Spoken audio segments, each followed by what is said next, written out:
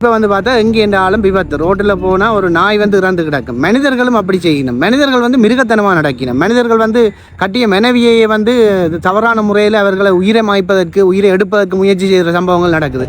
இதே எமது கேன்சரை குணப்படுத்தும் என்று சொல்லி விஞ்ஞான ரீதியிலும் என்னிடம் வந்து ஆசி பெற்றவர்களுக்கும் வெளிநாட்டில் இருப்பவர்கள் உசனில் இருப்பவர்கள் அதை விட யாழ்ப்பாணத்தில் இருப்பவர்கள் கோபால்ட் நச்சுவாயு கசிவில் அந்த ஒரு இடத்தை நச்சுவாயு வந்து கசிஞ்சது ஒரு இடத்த இருந்து. ஆனால் பக்கத்து ஒரு இடத்த யாகம் நடந்து ஒன்று இருக்குது. இந்த இருக்கலையும் வெள்ளை இருக்கலை இந்த நமக்கு என்னென்ன நோய்கள் வாத நோய்களோ இந்த பலாசமிலை என்பது இந்த ஓசோன் படலம் உங்களுக்கு தெரியும். இந்த ஓசோனிலே ஓட்டைகள் ஏற்பட்டு அமெரிக்காவிலே நித்திய அக்னி செய்து அங்கும் எத்தனை அனர்த்தங்கள் இருக்கிறது. பன்னீர் இலை திருச்செந்தூர் கோயிலே இதில் தான். வணக்கம் மக்களே, எங்கேடா ஒரு குளக்கரை மாதிரி ஒரு இடத்த நிற்கிறேன்னு பார்ப்பீங்கள். உண்மையாக நான் நிற்கிறது வந்து குளக்கரையில் ஒரு வயல்கரை. நான் நிற்கிற இடம் வந்து உசன் கிராமம், யாழ்ப்பாணத்தின் தென்மராட்சியின் உசன் கிராமத்தில் நிற்கிறேன். ஏன் நிற்கிறேன்னு சொன்னால் இந்த உசன் கிராமத்தில் வந்து ஒரு வித்தியாசமான நிகழ்வு நடக்கிறது. என்னென்னு சொன்னால் உசன் ஸ்கந்த ஹோமம் என்று சொல்லி, அதாவது ஒரு யாகம், சாதாரணமாக சொன்னால் யாகம். இந்த யாகம் எப்போ நடக்குமெண்டா சிவராத்திரி கழிச்சு வர ஞாயிறு. இந்த யாகம் ஏன் தேவைன்னு முதல் கதைப்போம். இப்போ வந்து பார்த்தா எங்கே என்றாலும் விபத்து ரோட்டில் போனால் ஒரு நாய் வந்து இறந்து கிடக்கும். மனிதர்களும் அப்படி செய்யணும். மனிதர்கள் வந்து மிருகத்தனமாக நடக்கணும். மனிதர்கள் வந்து கட்டிய மனைவியை வந்து தவறான முறையில் அவர்களை உயிரை மாய்ப்பதற்கு உயிரை எடுப்பதற்கு முயற்சி செய்கிற சம்பவங்கள் நடக்குது. நாட்டில் யுத்தங்கள் பல நடந்தது. இதெல்லாம் எல்லாத்துக்கும் பிராயச்சித்தமாக யாகம்ன்றதை ஒன்று கட்டாயம் செய்ய வேணும் பிராயச்சித்தமாக.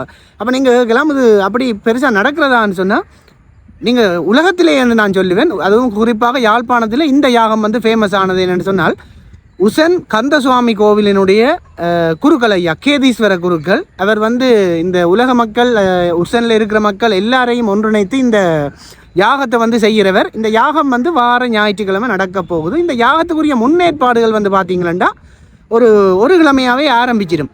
அப்போ இந்த யாகம் ஏன் செய்கிறது, அதுக்குள்ளே போடுற மூலிகைகளால் இந்த உலகத்துக்கு என்ன நன்மை, முக்கியமாக இந்தியாவில் வந்து கோபால்ட் நச்சுவாயு கசிவு வந்து கூகுள் பண்ணி பாருங்கள் விளங்கும். கோபால்ட் நச்சுவாயு கசிவில் அந்த ஒரு இடத்த நச்சுவாயு வந்து கசிஞ்சது ஒரு இடத்த இருந்து. ஆனால் பக்கத்து ஒரு இடத்த யாகம் நடந்து ஒன்று இருக்குது. அந்த யாகம் நடந்த இடம் மாத்திரம் காப்பாற்றப்பட ஏனைய இடங்களில் வந்து அழிவு நடந்தது. ஸோ இந்த உலகத்தில் இருக்கிற மக்களின் நன்மைக்காகவும் இந்த உயிரிழப்புகளுக்காகவும் உலகத்தின் சாந்தி சமாதானம் படி நடத்தப்படுகின்ற அந்த உசன் ஸ்கந்த ஹோமத்தை பற்றி அந்த ஆலயத்தினுடைய குருக்கள் கேதீஸ்வர குருக்கள் ஐயாவிட்டு நாம் போய் நிறைய விஷயங்களை கேட்டு தெரிஞ்சு கொள்ள போகிறோம். அந்த காணொலியானது வாங்க காணொலிக்குள்ளே போகலாம்.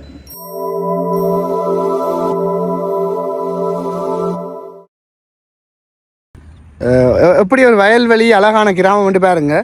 என்ன காலநிலையும் மாறிப்போச்சு. இந்த நேரம் வந்து பார்த்தா இதுக்குள்ள வெள்ளம் நிற்காது, வயலெல்லாம் அறுவடை இது இருக்கும். ஆனால் கிட்டத்தட்ட 2 வருடங்களுக்கு மேலே 2 வருஷம் இல்லை கூட 4-5 வருஷமாக வந்து வயலை விதைக்கல. காலநிலையே மாறி போய் கிடக்கு பாருங்க. இவ்வளோ வெள்ளம், அதுவும் இந்த மாசி மாதத்தில் நிற்குதுன்னு சொல்லி இதால் நேராக போனால் தான் உசன் கந்தசுவாமி கோவில். அங்கே போய் நான் அந்த குருக்களையாட்ட நிறைய விஷயங்களை தெரிஞ்சு உங்களுக்கு நான் அதை ஆவணப்படுத்துகிறேன். இது உசன் கந்தசுவாமி கோவில். இங்கே தான் யாகம் நடக்க போகுது. இப்போ அந்த ஆலயத்தினுடைய குருக்களையாட்ட போயிட்டு நிறைய விஷயங்களை கேட்டு உங்களுக்கு நான் பகிர்ந்து கொள்கிறேன்.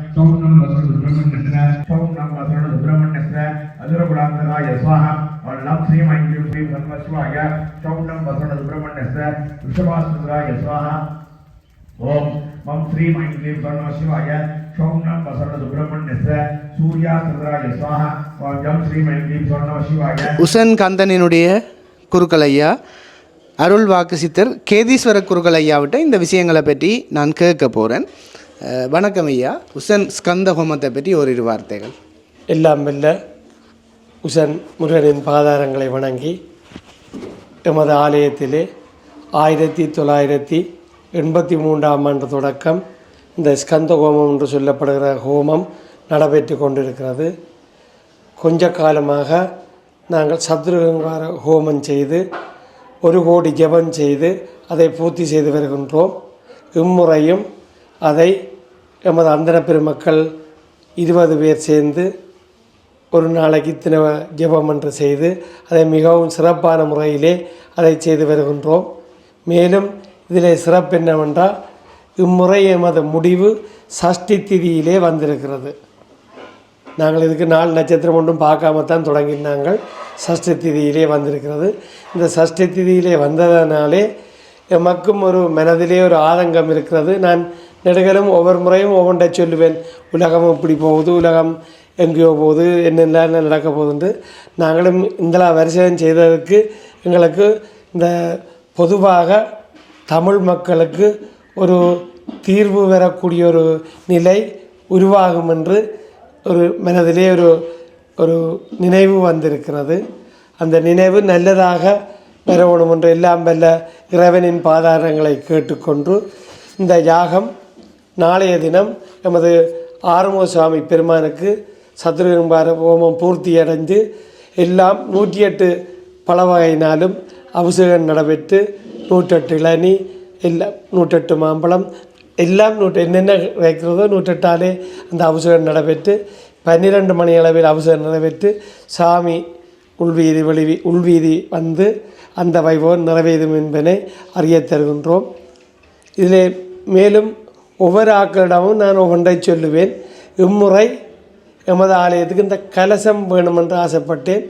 அதுவும் எமதுக்கு மிகவும் சிறப்பான முறையிலே 108 கலசம் இந்தியாவிலிருந்து அதை வரவழைத்து எத்தனையோ இடைஞ்சல் மத்தியிலும் அதை எமது ஆலயத்துக்கு அந்த நேரத்துக்கு வந்து சேர்ந்ததென்றால் எனக்கு மிகவும் ஒரு சந்தோஷமாக இருக்கிறது. இதற்கு எல்லா மக்களும் எனக்கு அதுக்கு உதவி செய்திருக்கிறார்கள். அவர்களின் உதவியினாலே இது மிகவும் சிறப்பாக வந்திருக்கிறது என்பதையும் தெரிவித்து நான் எமது ஆலயத்துக்கு இந்த கருங்காலியை வேணும் என்று சொன்னேன். அதையும் ஒரு அன்பர் அண்டாபுரத்திலிருந்து நமக்கு கார்னரை சேர்ந்தவர் நமக்கு அண்டாபுரத்திலிருந்து இந்த கருங்காலியை கொண்டு வந்திருக்கிறார். கருங்காலி என்பது உங்களுக்கு தெரியும். இப்போ எல்லாரும் இந்த கருங்காலியை எல்லா தேவைக்கும் பயன்படுத்துகின்றோம். இந்த கருங்காலி என்று சொன்னால் அதாலே நிறைவேறாதது ஒன்றுமே இல்லை என்று தான் சொல்லுகிறார்கள். அந்த கருங்காலிக்கு அவ்வளவு இது இருக்கிறது. முருகனுக்கும் கருங்காலிக்கும் சரியான தொடர்பு இருக்கிறது. என்ற போதிலும் இப்போது எங்களுக்கு அந்த கருங்காலியும் எங்களுக்கு அந்த 108 ஹோமத்துக்கு போடக்கூடியதும் மற்ற எல்லா இந்த சமித்து வகையும் 2200 சமித்து நாங்கள் சேகரித்தோம். அலத்தி, வன்னி, கருங்காலி, எருக்கலை, பலாசு, தெற்பை, அருகம்புல். இந்த இடத்துல தான் நான் அதை கேள்வியாக கேட்பேன் நினைச்சேன் ஐயா. இந்த ஒவ்வொரு மூலிகைகள் உலக நன்மைக்காக செய்கிறது. அந்த விடயங்களை பற்றி ஒரு விளக்கம் தரணும். என்னென்னு சொன்னால் சிலர் நகைப்பாக நினைக்கக்கூடும், இது என்னத்துக்கு எல்லாத்தையும் போட்டு எரிக்கணும் என்று சொல்லி. இதில் உள்ள உலக நன்மை ஒவ்வொன்றை பற்றியும் நீங்கள் எங்களுக்கு சொல்ல வேணும். இது எமது ஆலயத்திலே இந்த 9 மரங்களும் நிற்கிறது. இது கருங்காலி. இந்த கருங்காலி நமக்கு இந்த துஷ்டர்கள் இந்த வஞ்சகங்கள் உள்ளவர்கள் எங்களோடு அணுகாமல் எங்களை பாதுகாத்து கொள்ளும். நோய் நொடி இல்லாமலும் இது எங்களை பாதுகாத்து நல்ல வழியிலே எங்களை வழி நடத்தும் என்பதனை முதலிலே தெரிவித்து அடுத்ததாக எமது இதிலே இந்த எருக்கலை இருக்கிறது. இந்த எருக்கலையும் வெள்ளெருக்கலை இந்த நமக்கு என்னென்ன நோய்கள் வாத நோய்களோ இந்த முள்ளந்தண்டு நோய்களோ எல்லாத்தையும் இதை குணப்படுத்தக்கூடியது. உண்மையாக இது ஒரு என்னிடம் நண்பர் வந்தார். அவர் முள்ளந்தண்டு ஆப்ரேஷன் செய்து எம்ஆர்ஐ செய்து எத்தனையோ இது செய்யணுமென்று வந்தார். இதை அவருக்கு ஒத்தனம் சொல்லித்தான் கொடுத்தேன். அதோடு அவர் நோமலாகவே நடக்க துவங்கி விட்டார். இது உண்மையான சம்பவம்.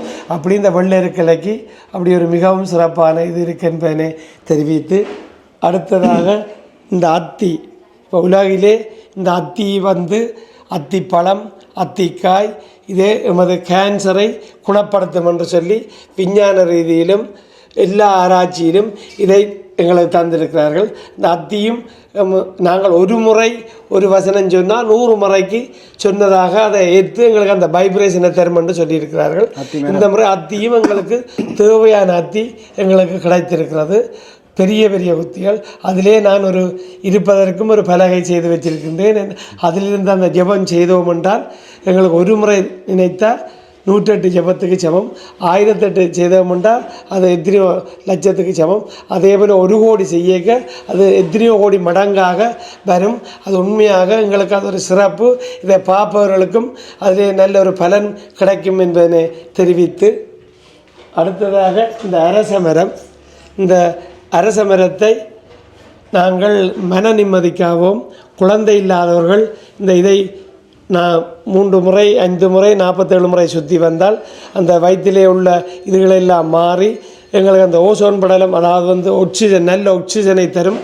உதாரணத்துக்கு புத்த பகவானும் இதிலே போய் இருந்து தான் தியானத்தை செய்து எங்களுக்கு ஒரு வழிகாட்டியாக இருந்திருக்கிறார்.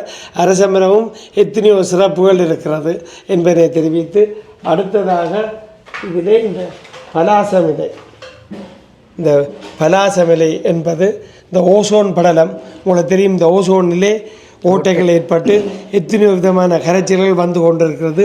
நமது பூமியை நோக்கி எத்தனையோ விண்கல்கள் எத்தனையோ வகை பாரத்தோடு வந்திருக்கிறது. அது இத்தனையாம் ஆண்டிலே எமது கிட்ட அணுகும் என்றும் சொல்லியிருக்கார்கள். அதிலும் இதை பாதுகாப்பதற்கு நாங்கள் ஒவ்வொரு வீடுகளுக்கும் சாந்திக்கு போனால் இந்த 9 இலையும் கொன்றே சென்று தான் சாந்தி செய்வது வழக்கம். இந்த இது சிவபெருமானின் கையினாலே எமது பூமிக்கு கிடைத்தது. இதை இப்படியே நட்டால் இந்த மரம் முளைக்கும். அப்படி வேறு எந்த மரமும் இந்த பலாசை போல முளைக்காது. இப்படியே நட்டாலும் முளைக்குமா? சும்மா இருந்தாலும் முளைக்கும். அதனால் அந்த பலாசுக்கு அவ்வளோ சக்தி வேண்டும்.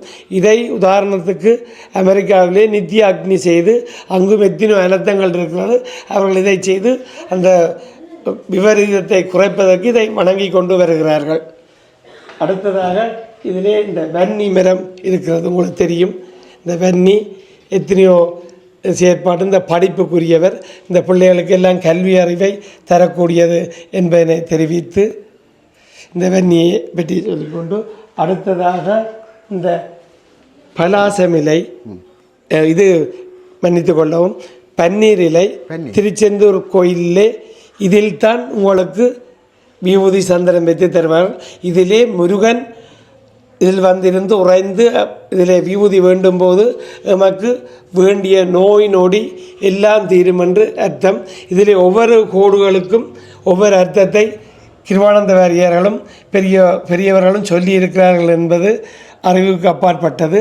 இந்த பன்னீர் இலையிலே நாங்கள் எண்ணத்தை வைத்து செய்கிறோமோ அதெல்லாம் எங்களுக்கு நல்ல வெற்றியை தரும் என்பதனை தெரிவித்து, அடுத்ததாக இதிலே இந்த கடப்ப மரம் உங்களுக்கு தெரியும், எத்தனையோ முனிவர்மார் இந்த கடம்பிலே போய் இருந்து அதிலே நிற்கதியடைந்து கடப்ப மரத்திலே இருந்து கடப்பம்பூவும் இந்த எமது உடலிலே வர வருத்தங்களையும் கேன்சரையும் குணப்படுத்தக்கூடியதாக இருக்கிறது. இந்த இலை பழனிக்கு முருகனுக்கு நாங்கள் ஒவ்வொரு நாளும் வைப்போம். அதிலும் செவ்வாய் வெள்ளி கண்டிப்பாக ஒரு இலையாஞ்சி வைப்போம். இதை வைத்தோம் என்றால் நாங்கள் என்னத்தை நிற்கிறோமோ என்னோடு சேர்ந்தவர்களுக்கு நல்ல பலன் கிடைக்கணும் என்று தான் இந்த கடப்பமிலையை நமது இதில் வைக்கக்கூடியதாக இருக்கிறது. இந்த இடத்துலேயே இந்த வடமாகாணத்தில் நான் நினைக்கிறேன் உலகத்திலேயே இது ஒரு மிகப்பெரிய யாகம். இது கிட்டத்தட்ட எவ்வளவு காலமாக நடக்குதுன்னு சொன்னீங்க? உண்மையாக 83ஆம் ஆண்டு தொடக்கம் செய்து கொண்டு வருகிறேன். 83ஆம் ஆண்டுலேருந்து செய்கிறீங்க. கிட்டத்தட்ட இதில் பங்கு கொள்கிற அடியார்களுக்கு கிடைக்கக்கூடிய பலன்கள் இதில் பங்கு கொள்றதா? இதில் நான் என்னை பற்றி போடக்கூடாது.